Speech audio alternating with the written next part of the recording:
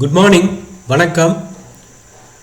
இன்னைக்கு நம்ம என்ன பார்க்க போகிறோம் அப்படின்னா ஜீரோ ஃபீல்ட் ஸ்பிளிட்டிங் அப்ளிகேஷன்ஸ், அதனுடைய பயன்கள் in predicting the number of EPR lines. ஏற்கனவே நம்ம to even number of unpaired electrons நம்ம பார்த்தோம், 2, 4, 6ன்னு. இன்றைக்கி நம்ம என்ன பார்க்க போகிறோன்னா zero field splitting applications to odd number of unpaired electrons, 3, 5, 7 அந்த மாதிரி பார்க்க போகிறோம். So let us consider organic species or transition metal ions with the odd number of unpaired electrons. அதாவது organic species அல்லது transition metal ions எடுத்துட்டிங்கன்னா odd number of unpaired electrons. உதாரணத்துக்கு chromium 3+ with the D3 configuration, there are 3 unpaired electrons. அதே மாதிரி நீங்கள் பார்த்தீங்கன்னா cobalt 2+, its electronic configuration is D7. அதனுடைய electronic configuration நீங்கள் பார்த்தீங்கன்னா there are 3 unpaired electrons similar to chromium 3+. அப்போ S equal to there are 3 unpaired electrons, 1/2 plus 1/2 plus 1/2 ன்னு எடுத்துட்டோம்னா equal to 3/2. சரிதானா? அப்போ இந்த spin multiplicity is calculated by using this formula 2s plus 1. அப்போ Sங்கிறது total spin என்னன்னு பார்த்தீங்கன்னா 2 into 3/2 plus 1. This is called a quartered state. இந்த state quartered state, ரைட்டா? triplet state கிடையாது, quartered state. அப்போ there are S for species with S greater than 1/2 na such system exhibits zero field splitting. D equal to 0 na there is no zero field splitting. D not equal to 0 na for நம்ம ஏற்கனவே படிச்சிருக்கிறோம், for S equal to greater than 1/2 systems they exhibit zero field splitting. And also for S odd number of unpaired electrons na S equal to 3/2, 5/2, 7/2 na they also show Cramer's degeneracy. இது நம்ம ஏற்கனவே பார்த்துருக்கோம். what is zero field splitting, what is Cramer's degeneracy, ரைட்டா? இப்போ for transition metal ions especially 3 unpaired electron, the spin orbit coupling is very very large. நம்ம LS coupling term symbolsல படிச்சிருப்போம். for transition metal ions எடுத்துட்டீங்கன்னா the spin orbit coupling is large.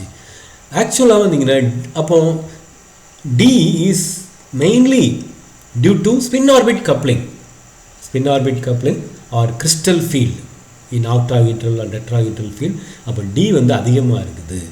அதே இது நம்ம cobalt 2+ல பார்த்தீங்கன்னா D is very very very greater than 0. Okay, இப்போ நம்ம ஒரு simplest case எடுத்துக்கிடுவோம். S equal to 3/2. more than there are 3 unpaired electrons இருக்குது, நம்ம ஏற்கனவே பார்த்தோம். let us consider species or molecules transition metal ions with the spin S equal to 3/2. அப்போ the spin degeneracies are plus or minus 1/2 plus or minus 3/2. there are 4 spin levels, quartered state. ஆனால் இதில் பார்த்தீங்கன்னா there are 2 possible cases. ஒன்று D greater than 0, இன்னொரு case என்ன பார்த்தீங்கன்னா D very much greater than 0. இப்போ chromium 3+ எடுத்துட்டிங்கன்னா D கிரேட்டர் தேன் 0வாக இருக்குது. CO2+ இருக்கும்போது D is very very greater than 0. இந்த கேஸில் எடுத்திங்கன்னா இந்த மைக்ரோவேவ் ஃப்ரீக்வன்சி D ஸ்மாலாக இருக்கிறதுனால மைக்ரோவேவ் ஃப்ரீக்வன்சி அதிகமாக இருக்குது. Microwave EPR frequency is larger than zero field splitting. இந்த கேஸ் எடுத்துட்டிங்கன்னா the D is very much larger than the EPR transition microwave frequency. Upon there are 2 cases. In the presence of this is chromium 3+, உதாரணத்துக்கு chromium 3+ or cobalt 2+, in the absence of zero field splitting in gaseous state, there is no gaseous state no zero field splitting. அதே இது நம்ம in the presence of octahedral crystal field, there is spin orbit coupling, there is zero field splitting, அப்போ பார்த்தீங்கன்னா இது வந்து என்ன ஆகுது, it splits into 2 levels, 2 spin levels. The ground state பார்த்தீங்கன்னா for odd number of unpaired electron the ground state is doublet. This is called Cramer's degeneracy. நம்ம ஏற்கனவே பார்த்துருக்கோம் அதை. ஓகே, நான் இது இன்னொரு கேஸ் பார்த்தீங்கன்னா டி பாருங்க ரொம்ப அதிகமாக இருக்குது. இதுதான் வந்து ஹெச் நியூ, இதுதான் வந்து ஹெச் நியூ. இந்த ஹெச் நியூ வந்து எப்படி இருக்குது, இதுதான் T is greater than H new. Okay, இப்போ கேஸ் 1 பார்ப்போம். Okay, let us consider case 1. T is greater than 0 in the presence of zero field splitting. இது in the absence of zero field splitting the quartet state is degenerate இருக்குது. அதே இது என்ன ஆகுது, in the presence of zero field splitting it splits into 2 levels. Further, in the presence of magnetic field called Zeeman splitting, in the presence of Zeeman splitting it splits into 4 levels. இப்போ there are 3 possible transitions based on the EPR selection rule delta ms equal to plus or minus 1.